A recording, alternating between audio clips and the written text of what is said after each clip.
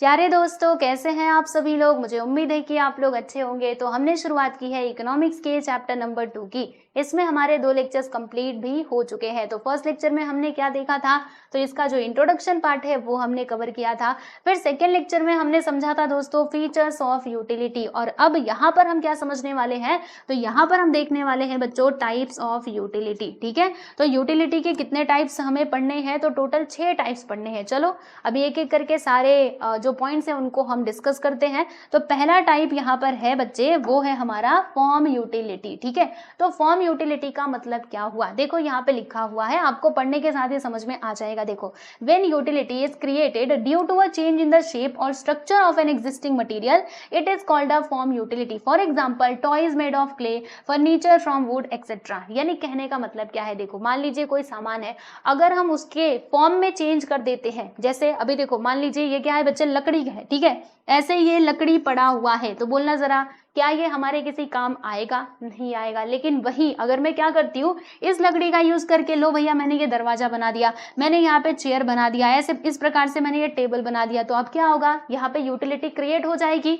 है कि नहीं। अगर चेयर बन गया तब ये हमारी जो बैठने की वांट है उसको पूरा कर पाएगा। अब ये दरवाजा बन गया तो ये हमारी वांट को सेटिस्फाई कर पाएगा। यानी कि यूटिलिटी कैसे क्रिएट हुई, मतलब कैसे ये क्रिएट हुई है, क्योंकि हमने क्या किया है, वो जो लकड़ी का टुकड़ा पड़ा हुआ था उसके फॉर्म में मैंने चेंजेस कर दिए। ठीक है, इसी से तो ये बना है ना, कहीं अलग से बन करके आया है क्या, नहीं, इसी लकड़ी का यूज करके बना है। जब ऐसे पड़ा हुआ था तब कुछ नहीं था, तब भाई ये ऐसे ही पड़ा हुआ था, हमें इससे कोई मतलब नहीं था। लेकिन जब हमने इसका इस प्रकार से क्या कर दिया, इसके फॉर्म को बदल दिया, तब यूटिलिटी यहाँ पे क्रिएट हो गई। ओके, तो ऐसे टाइप की यूटिलिटी को ही हम क्या कहते हैं बच्चे, फॉर्म यूटिलिटी कहते हैं। ठीक है, देखो यहाँ पे एक और एग्जांपल है, टॉयज मेड ऑफ क्ले। आप सोचिए ऐसे ही मिट्टी बस पड़ा हुआ है, उसका कुछ यूज नहीं होगा, लेकिन वहीं अगर हम बना दे उसके खिलौने तो बच्चे उससे खेलेंगे। ठीक है ना, तो उसके अंदर यूटिलिटी आ जाएगी। क्यों, क्योंकि हमने उस क्ले के फॉर्म को चेंज कर दिया।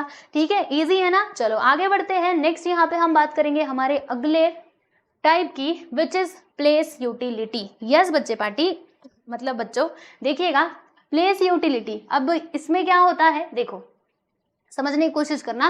When utility of a commodity increases due to a change in its place, it is called a place utilities. यानी जब हम क्या करते हैं ना, मान लीजिए कोई भी कमोडिटी है, अगर हम एक प्लेस से उसके दूसरे प्लेस पे लेकर के जा रहे हैं, और ऐसा करने की वजह से जब यूटिलिटी क्रिएट होती है या फिर यूटिलिटी में चेंजेस होते हैं, तो फिर आप समझ लेना कि वो हमारा प्लेस यूटिलिटी कहलाएगा। ठीक है, एग्जाम्पल से आप समझो, जैसे कि जो आपके वुलन क्लॉथ्स होते हैं दोस्तों, have more utility at cold places than the warm places. यानी कहने का मतलब क्या है, जैसे कि मान लीजिए कश्मीर में अगर मैं बात करूं, ठीक है, कश्मीर की, तो क्या होगा, कश्मीर में जो वुलन क्लॉथ्स हैं उनकी यूटिलिटी ज्यादा होगी, बराबर। वहीं अगर मैं राजस्थान की बात करूं, अब देखो राजस्थान में तो भयंकर गर्मी पड़ती है। अब यहाँ के लोगों के पास आप स्वेटर लेकर के चले जाओ, ये लोग खरीदेंगे क्या, नहीं लेने वाले।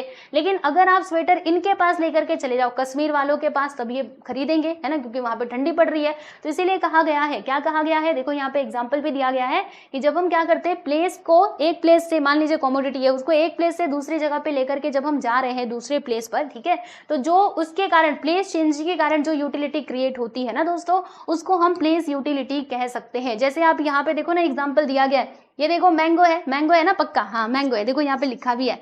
अब हमारे देश में बहुत अच्छे से मैंगो का प्रोडक्शन हो रहा है, तो यहाँ पे क्या होगा दोस्तों, मैंगो हमें कहीं पर भी मिल जाएगा। ओके, वहीं अगर मैं बाहर देशों की बात करूँ, तो जहाँ पे मैंगो नहीं होता होगा, वो लोग क्या करेंगे, ये मैंगो को मतलब हमारे देश से मंगवाएंगे, है ना, कि मेरे देश में हमें क्या चाहिए, हमें मैंगो क्या करना है बच्चे, इंपोर्ट करना है। ये दूसरी कंट्रीज वाले ऐसा कहेंगे, तो ये मैंगो कहाँ पर जाएगा, जब इनके कंट्री में जाएगा। ओके, तो देखो इनके देश में जाने की वजह से, यानी इसका प्लेस चेंज होने की वजह से क्या हुआ कि इस मैंगो की जो यूटिलिटी है ना दोस्तों, वो बढ़ जाएगी। ठीक है, तो यहाँ पे वही बातें दी गई है। एक बार जरा फिर से इस पॉइंट को पढ़ लो और समझ में आ जाएगा आप सभी लोगों को। क्या लिखा है, देखो, when utility of a commodity increases due to a change in its place, it is called place utilities. For example, woolen cloths have more utility at cold places rather than at warm places. Transport creates place utility. Yes everyone, देखो ये जो आपसे पूछेगा कि place utility कौन create करता है, तो आप बताइएगा ट्रांसपोर्ट। क्योंकि देखो ये मैंगो हमारे देश में था, तो मैंगो तो हमको मिल रहा था बहुत आसानी से, कहीं पर भी हम बाहर निकल रहे थे, है ना, मार्केट में गए, ठेले पे लगा हुआ मैंगो मिल गया तो हम लेकर के आ जा रहे थे। यानी कि हमारे यहाँ पर इसकी यूटिलिटी उतनी नहीं थी जितनी बाहर के देशों में होगी। क्यों, क्योंकि वहां पे मैंगो की कमी है। तो जब हम इस मैंगो को ट्रांसपोर्ट करेंगे ना, मतलब दूसरे देशों में में लेकर के जाएंगे तो वहां पे इसकी यूटिलिटी क्या हो जाएगी बच्चे, इंक्रीज हो जाएगी, है ना। तो ट्रांसपोर्ट ने क्या किया है, प्लेस यूटिलिटी को क्रिएट किया है, क्योंकि हमने प्लेस चेंज कर दिया ना, पहले ये भारत में था, अब ये दूसरे कंट्री में चला गया। समझ में आया? चलो आगे बढ़ते हैं। आगे अभी हम बात करेंगे बच्चे सर्विस यूटिलिटी की। तो ये देखो आपको ये दिखाई दे रही होंगी डॉक्टर साहिबा, डॉक्टर साहिबा है ना जी हाँ। तो देखो दोस्तों, डॉक्टर हो या फिर टीचर हो या फिर कोई लॉयर हो, ये लोग क्या करते हैं, ये हमें सर्विस प्रोवाइड करते हैं, है ना। जैसे अभी टीचर जी हैं तो वो हमको क्या करेंगे, वो हमको पढ़ाएंगे। जैसे हमारी ज़रूरत क्या है, हमको लग रहा है कि जो हमारी ज़रूरत है पढ़ने की वो कौन पूरी कर सकता है, तो हमारी जो टीचर जी हैं वो पूरी कर सकती हैं, क्योंकि यहाँ पर भी तो यूटिलिटी आ रहा है ना। लेकिन ये कैसा यूटिलिटी है भाई, सर्विस यूटिलिटी है। वो आपको कोई सामान नहीं देंगी कि बेटा तू ये ले ले, है ना, ऐसे नहीं बोलेंगे। वो आपको पढ़ाएंगे, खड़े होकर के टीचर जी पहले आपको पढ़ाएंगे, है ना, तब जाके आप सेटिस्फाई होंगे, बराबर। तो ऐसे टाइप के जो यूटिलिटी है ना दोस्तों, इसको हम कहते हैं सर्विस यूटिलिटी, ठीक है। तो service utility arises when personal services are rendered by various professionals, for example doctor, ठीक है, डॉक्टर साहिबा भी आपको सर्विस देंगी, है ना, वो आपको कुछ सामान नहीं देने वाले। वैसे ही टीचर्स हो गए, लॉयर्स हो गए, बराबर। समझ में आ गया आप सभी लोगों को। और एक और बात बताऊं, इसमें एक मजे की बात बताऊं, देखो ये जो आपका सर्विस यूटिलिटी है ना, यहाँ पे क्या होता है कि प्रोडक्शन और कंजम्पशन एक ही टाइम पे होता है और एक ही प्लेस पे होता है। जैसे कि अभी देखो टीचर आपको पढ़ा रहे हैं, है ना, तो टीचर आपको पढ़ा रहे हैं और तुरंत की तुरंत आप पढ़ते हुए जा रहे हो। अब ऐसा नहीं कि आप टीचर ने पढ़ाया, आपने उसको स्टोर करके रख लिया और बाद में उसका यूज करोगे, ऐसा नहीं होगा, है ना। क्या होगा, प्रोडक्शन एंड कंजम्पशन दोनों एक ही जगह पे होगा एट द सेम टाइम, ठीक है। तो ये बात आप ध्यान रखिएगा।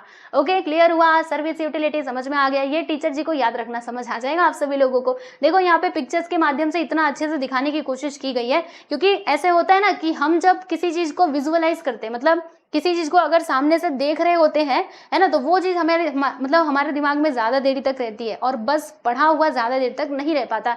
इसीलिए यहाँ पे ये जो फिगर्स दिए गए ना, इनके ऊपर ज्यादा आप फोकस कीजिए। ये देखिए, और ये प्लेस यूटिलिटी के लिए आपके दिमाग में ये फिगर आना चाहिए, सर्विस यूटिलिटी के लिए ये डॉक्टर साहिबा आनी चाहिए, ठीक है।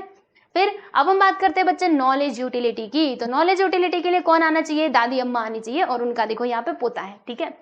तो अब देखो भाई होगा क्या, नॉलेज यूटिलिटी हम किसको कहते हैं, देखो ये इनका पोता है ना, और ये है दादी जी। अब दादी के पास ना मतलब फोन के बारे में इतना कुछ नॉलेज नहीं है, बस इनको क्या आता है, भाई किसी का फोन आया तो उठा लेंगे और कुछ नहीं, ठीक है। तो अब देखो दादी के लिए इस फोन की यूटिलिटी क्या है भाई, कम है ना, क्योंकि बस इनको फोन से ही मतलब है और बाकी इसमें वो कुछ चलाना जानती नहीं है। लेकिन वही इनका जो पोता है ना भाई, ये तो एकदम मास्टर है ना, इसको फोन के बारे में हर चीज मालूम है कि कैसे इसके अंदर यूट्यूब देखना है, कैसे कार्टून लगाने, सब कुछ इसको मालूम है, ठीक है, कैसे गेम खेलने ये भी ये जानता है। तो आप सोचिए ना कि इसके पास नॉलेज है, ये बच्चे के पास क्या है, फोन के जो अलग अलग फीचर्स होते हैं, है ना, कैसे फोटोज निकालते हैं, सब कुछ इस बच्चे को मालूम है। तो इस बच्चे के लिए इस फोन की यूटिलिटी ज्यादा होगी, जबकि दादी अम्मा के लिए तो ज्यादा नहीं होगी। बस इनको इतना ही काम है भाई, किसी का फोन आया तो उठा लेंगे और बात कर लेंगे, बस इतना ही। तो दादी अम्मा के लिए क्या है, इस फोन का जो यूटिलिटी है वो क्या है भाई, कम है, और इसके लिए ज्यादा है। तो इसी को हम क्या कहते हैं, नॉलेज यूटिलिटी। यानी अगर आपको किसी चीज के बारे में नॉलेज मिलता है ज्यादा से ज्यादा, अगर आपके पास ज्यादा नॉलेज होगा तो आपके लिए उस गुड्स की यूटिलिटी ज्यादा होगी, है ना। क्यों, क्योंकि आपको लगेगा, जैसे आप सोचिए ना, अभी मैंने आपको ये मोबाइल वाला बहुत अच्छा एग्जांपल बताया, इसको सब कुछ मालूम है मोबाइल के बारे में, तो इसके लिए यूटिलिटी ज्यादा है, जबकि दादी अम्मा के लिए कम है ना। तो चलो देखते हैं, when a consumer acquire knowledge about a particular product, यानी जब कंज्यूमर क्या करता है, किसी पर्टिकुलर प्रोडक्ट के बारे में नॉलेज एक्वायर करता है, then it is called a knowledge utility, ठीक है।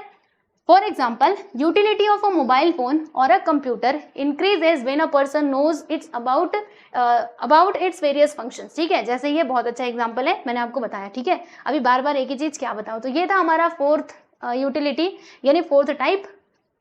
अब यहाँ पे हम बात करने वाले दोस्तों पोजीशन यूटिलिटी की। तो बच्चे ये पोजीशन यूटिलिटी क्या है, तो इसको आप याद रखना ये चित्र से। ये देखो यहाँ पे है सेलर और ये है बायर, यानी कि ये है कंज्यूमर, ठीक है। तो अभी देखो दोस्तों यहाँ पर क्या होगा, देखो गुड्स के पोजीशन चेंज होने की वजह से, पोजीशन मतलब क्या होता है, ओनरशिप हम कह सकते हैं, ठीक है, यानी मालिक, ओके, ओनरशिप हम कह सकते हैं। तो समझिएगा, position utility arises when the ownership of goods is transfer from one person to another. यानी कहने का मतलब क्या है, देखो जैसे जैसे मान लीजिए कोई दुकानदार है, अब जैसे यही देख लो, है ना, दूसरा एग्जाम्पल लेने से अच्छा है कि यही एग्जाम्पल हम देख ले। अभी देखो ये आंटी जी हैं, बराबर, ये क्या बेच रही है, ये यहाँ पे फल बेच रही है, बराबर। तो क्या होगा, इनके लिए इन फलों की यूटिलिटी ज्यादा होगी, बराबर, क्योंकि इनको क्या करना है, इनको फल बेचना है। अब बेचेंगी तो इनको पैसे मिलेंगे, ठीक। फिर वैसे ही यहाँ पे ये 2 बच्चे आ गए, राइट। अब ये आकर के यहाँ पे क्या कर रहे हैं, मान लीजिए अभी इन्होंने ये गुड्स को खरीदा नहीं है, यहाँ पे फलों को खरीदा नहीं है, तो जब तक इन्होंने खरीदा नहीं है तब तक इनके लिए यूटिलिटी इसकी ज्यादा नहीं होगी। लेकिन जब ये इसको खरीद लेते हैं, जब इसको खरीद लेंगे तो फिर यूटिलिटी यहाँ पे क्या होगी, ऑटोमेटिकली इंक्रीज हो जाएगी, क्योंकि इनको लगेगा कि अब ये सामान क्या है, मेरा है, ये मेरे वांट को सेटिस्फाई कर सकता है, समझे। तो ये होता है, ठीक है। For example transfer of goods from the seller to the buyers, right. समझ गए ना अच्छे से, एक बार पढ़ो इसको। इसमें थोड़ा समझने में प्रॉब्लम हो सकती है, पोजीशन यूटिलिटी जल्दी समझ में नहीं आता, लेकिन थोड़ा समझने की कोशिश करो भाई, समझो थोड़ा सा। Possession utility arises when the ownership of goods is transferred from one person to another. For example, transfer of goods from the seller to the buyer. चलो मोबाइल फोन का एग्जाम्पल लेते हैं, ठीक है। हम गए मोबाइल के दुकान पे मोबाइल खरीदने के लिए, अभी तक मेरे मोबाइल हाथ में आया नहीं है, ठीक है। तो मैं अभी मोबाइल चूज कर रही हूँ, मुझे वो वाला चाहिए, ये वाला चाहिए, है ना, ऐसे करके। लेकिन वही मैंने क्या किया, एक मोबाइल को अच्छे से देख करके एकदम मस्त परचेस कर लिया। तो अब क्या होगा, मेरे लिए उस मोबाइल की यूटिलिटी जो है वो बढ़ जाएगी, क्योंकि अब मैं बहुत सारे फीचर्स उसके यूज करने वाली हूँ, है ना। मैं मन में सोचते सोचते घर पे जा रही हूँ, हाँ मैं इसको लेकर के जाऊंगी, तो इसके अंदर फोटो खींचूंगी, ये करूंगी, वो करूंगी, मैं ये सारी मतलब सारी बातें जो है वो सोचते सोचते जा रही हूँ। यानी कहीं ना कहीं यहाँ पे जब उसका पोजीशन, उस मोबाइल फोन का पोजीशन मेरे पास आ गया, तो यूटिलिटी भी कहीं ना कहीं क्या हो गई दोस्तों, इंक्रीज हो गई। समझ आया। जब तक वो दुकान में था तब तक उतनी यूटिलिटी नहीं थी, लेकिन जो ही पोजीशन आया मेरे पास, इसका ओनरशिप आ गया, तब यूटिलिटी क्या हुआ, इंक्रीज हो गई। तो हम इसको क्या कह सकते हैं, पोजीशन यूटिलिटी कह सकते हैं, ठीक। यही एग्जाम्पल देना, आप देख लो। फिर यहाँ पे नेक्स्ट आता है टाइम यूटिलिटी। यस बच्चे, टाइम यूटिलिटी क्या है भाई, ये देखो आपको ये ब्लड बैंक दिखाई दे रहा होगा, ब्लड है ना, ब्लड है यहाँ पर, तो समझिएगा। देखिए ये जो ब्लड बैंक होता है, ओके, क्या करते हैं, पहले ब्लड इकट्ठा मतलब लेते हैं और फिर उसको ब्लड बैंक में रखा रहता है। जब इसका यूज का टाइम आता है, यानी किसी पेशेंट को चाहिए होता है, तब जाके हम इसका यूज करते हैं, है ना। यानी ये क्या हो गया दोस्तों, टाइम यूटिलिटी। यानी जब टाइम आएगा, टाइम बदलने की वजह से जो यूटिलिटी क्रिएट होती है ना, that is your time utility. जैसे अभी देखो, जब आपका एग्जाम नहीं आता है ना, तब आप क्या करते हो, एग्जाम नहीं होता है तो मोबाइल फोन में दूसरी चीजें देखते रहते हो, यूट्यूब ऐसे ही देखोगे या फिर कुछ और चीजें देखोगे, है ना। लेकिन जब एग्जाम आता है तब किस लिए मोबाइल लेते हो, जी हाँ, पढ़ाई करने के लिए, क्योंकि अब आपको लगता है कि भाई एग्जाम आ गया, है ना। कौन सा टाइम आ गया, एग्जाम का टाइम आ गया, तो अब तो हमें पढ़ना पड़ेगा, है ना। अब हमारे पास कोई ऑप्शन नहीं है, तो क्या करोगे आप मोबाइल फोन में, अब पढ़ाई करना शुरू कर दोगे, ठीक है। क्यों, पहले तो नहीं पढ़ रहे थे, अब क्यों पढ़ रहे हो, अरे भैया काहे कि यहाँ पे जो है ना, आपका जो टाइम है वो चेंज हो गया है। अब आपको लग रहा है कि एग्जाम है कल, तो पढ़ना ही पड़ेगा, अब कोई ऑप्शन नहीं है, ठीक है ना, समझे। तो ये हो गया। तो when the utility of a commodity increases with a change in it's time of utilization, it is called a time utility. For example, a student has more utility for textbook during examination, है ना। Examination में student के लिए text book की utility क्या हो जाती है, ज्यादा हो जाती है ना। ऐसे ही वेकेशन में कोई पढ़ने बैठता है क्या, हार्डली कोई बच्चा ऐसा होगा जो छुट्टियों में पढ़ने बैठे, वरना छुट्टियों में ज्यादातर बच्चे मौज मस्ती में बिजी रहते हैं ना, जाते हैं नानी के यहाँ पे घूमने, हम तो नानी के यहाँ जाएंगे समर वेकेशन में, है ना, ऐसे होता है। So time utility is also observed when goods are stored and used at the time of scarcity, ठीक है। ब्लड बैंक भी मैंने आपको एग्जांपल देकर के समझा दिया। तो ये थे दोस्तों 6 types of utility. I hope so clear हो गया होगा आप सभी लोगों को। तो देखो यहाँ पर हमने अभी तक कौन कौन से टॉपिक्स कवर कर लिए हैं, तो हमने इंट्रोडक्शन देख लिया है, फीचर्स ऑफ यूटिलिटी हमने समझ लिया है, एंड टाइप्स ऑफ यूटिलिटी भी हमने आज के इस लेक्चर में देख लिया। तो कितने टाइप के यूटिलिटी मैंने आपको सिखाए हैं, चलो एक बार मेरे साथ रिवाइज करेंगे, फटाफट से सारे यूटिलिटीज याद करने की कोशिश करेंगे।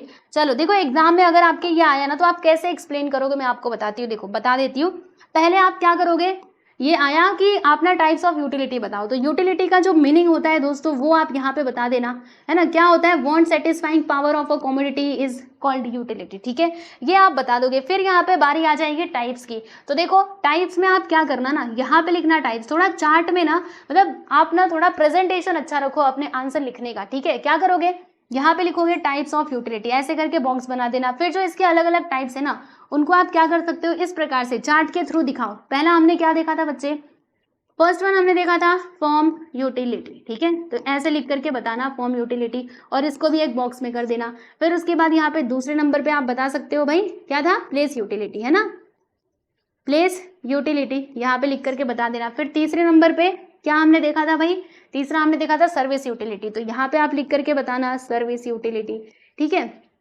Service utility. फिर उसके बाद हमने देखा था, ये कितने हो गए, 3 हुए ना, और हमने देखा था भाई, क्या देखा था, याद करो, सर्विस यूटिलिटी था और क्या था, मैं भूल गई लगता है, आ जाओ दिखाती हूँ, नॉलेज यूटिलिटी, यस एवरीवन। तो यहाँ पे अगले बॉक्स में क्या लिखोगे, नॉलेज यूटिलिटी, ठीक है, नॉलेज यूटिलिटी। फिर वैसे ही आगे इसको बढ़ाते जाना। अगला क्या था हमारा, पोजीशन यूटिलिटी था ना नॉलेज के बाद। फिर उसके बाद क्या था हमारा, प्लेस यूटिलिटी, नहीं टाइम यूटिलिटी आई थिंक, है ना, टाइम यूटिलिटी कहाँ गया, ये देखो यहाँ पर पोजीशन यूटिलिटी, और छठा था हमारा टाइम यूटिलिटी। तो इस प्रकार से पहले चार्ट बना करके थोड़ा लिख दो, ठीक है, आंसर मीनिंग लिखने के बाद इसको लिख दो, और फिर उसके बाद आप क्या करोगे, एक एक पॉइंट को एक्सप्लेन करो। जैसे first point is form utility, तो यहाँ पे लिखो फॉर्म यूटिलिटी, ठीक है, फॉर्म यूटिलिटी। फिर यहाँ पे थोड़ा अच्छे से अंडरलाइन वगैरह कर दो ताकि पता चले ये मेन पॉइंट है, एंड देन यहाँ से जो इसका एक्सप्लेनेशन है वो लिखना चालू करो, और थोड़ा एक्सप्लेन करने के बाद इसका एग्जाम्पल भी लिख दिया करो, ठीक है दोस्तों, समझ में आया।